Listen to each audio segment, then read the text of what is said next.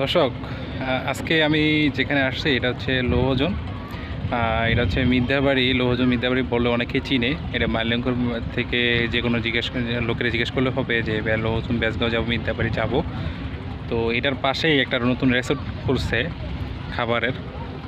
এখানে থাকতেও পারবেন। তারপর হইতেছে এখানে এই মিথ্যাবাড়ি, যেটা অনেকেই আসছেন, আর যারা আসে নাই তারা আসবেন, দেখে যাবেন। এই জায়গা অনেক সুন্দর, আর নদীর পাশে বসার মতন জায়গা আছে। এই জায়গাটায় দাঁড়াতেও পারবেন, সুন্দর।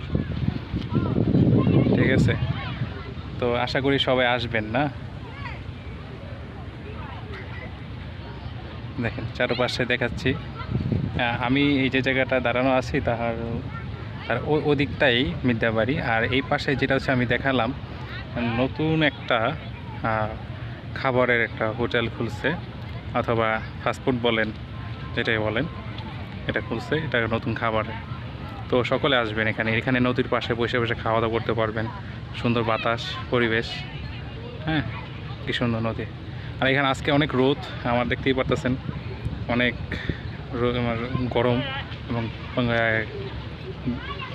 বৃষ্টির মতন পানি পড়তেছে।